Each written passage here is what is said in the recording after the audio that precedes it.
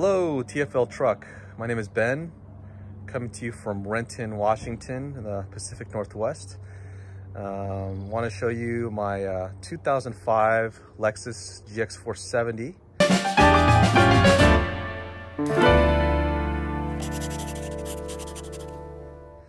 That I purchased, I think back in March of this year, right before COVID all broke out. I found this vehicle on Craigslist. Actually, it came from a recommendation of a buddy of mine from back home in Texas to look at the GX. As we were looking at trucks / rigs to go and do some camping and some light off-roading in. This is not my daily driver, but a camping vehicle that we use for fun. Coming from Texas, being, this is our second year here in the Pacific Northwest. But we used to love going camping in Texas, but it was so hot during the summertime. That's one thing we really enjoy living up here in the Washington area is the beautiful weather this time of year. So with the help of my friend, found this 2005 Lexus Gx470. It is a V8. And the cool thing about it is that even though it's a 2005, I found this with only about 71,000 miles on it, which is awesome. Very low mileage. Very well maintained by the previous owner. I believe I'm the third owner. But the second owner that had this also had some aspirations of doing some light modification to it. The previous owner, I heard, again, it was someone that used it for mall crawls and grocery getters. A lot of these Lexuses were used for, but actually underneath the skin and the engine and the suspension that it has, it's got some true off-road grit. So the only thing that the previous owner had done to this vehicle was upgraded the wheels and tires. I believe these are Toyota 4Runner TRD off-road or trail wheels and some BFG KO2 tires. Suspension is stock, toying with potentially upgrading the suspension, but for me right now, it gets the job done. I'm not doing any crazy off-roading. It's just simple trails and going off the beaten path, and it does great.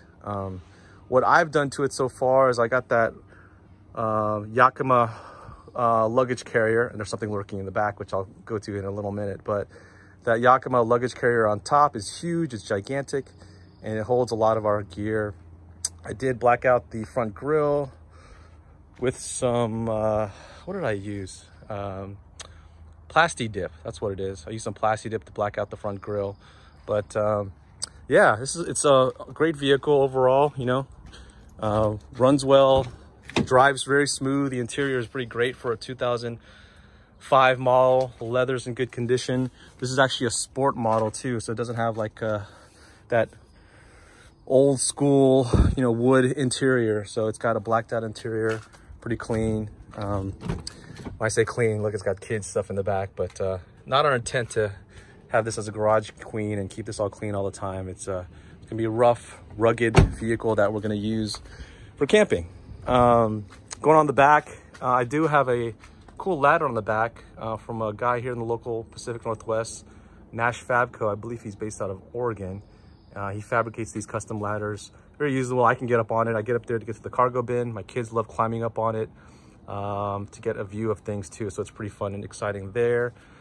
Let me go around the other side here. The interior again, but love the car. It's smooth. The V8 engine is super powerful.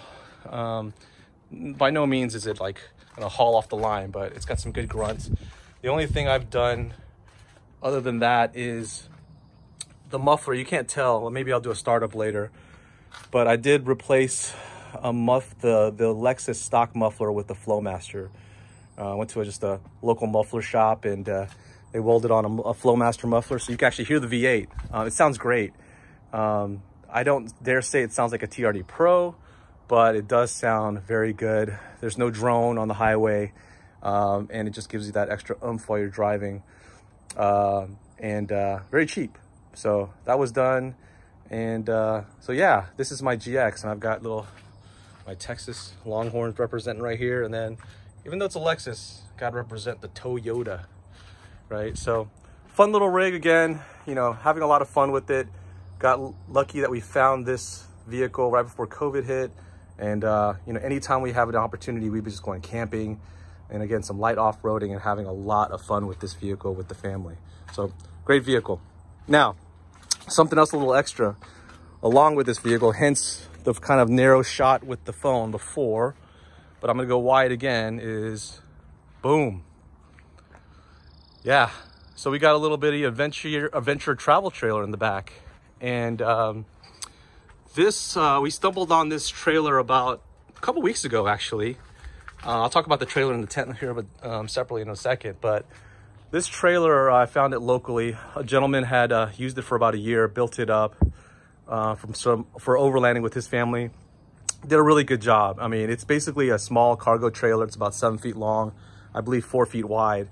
But at the time when I bought it, he had a 3-person Tepui tent on it that was a soft top that he used. We have a family of 4. I'm 6'1", 220 plus pounds. And I knew from the start that it'd be hard for me to fit in the top of the Tepui tent that it came with.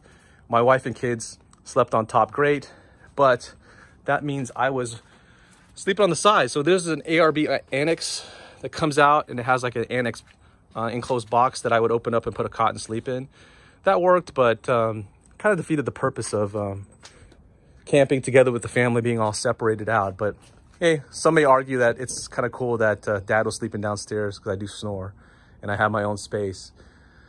But we got rid of that tent. Man, it's crazy right now. Tents, trailers, RVs are just flying off the shelves, or at dealers or private party in the Pacific Northwest like nothing, right? They're just going crazy. So I listed that original tent that we had on top of here on Facebook Marketplace and OfferUp, and it's sold within 2 hours. And we got some good money for that.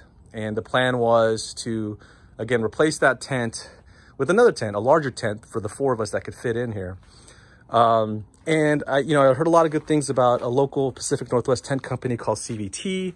Did some research and put in an order for a mount Denali.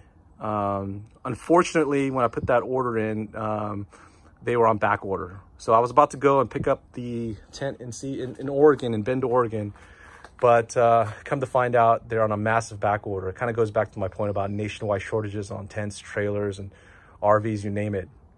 I say nationwide. Again, I back up and maybe say Pacific Northwest, because that's what I'm seeing out there in our market.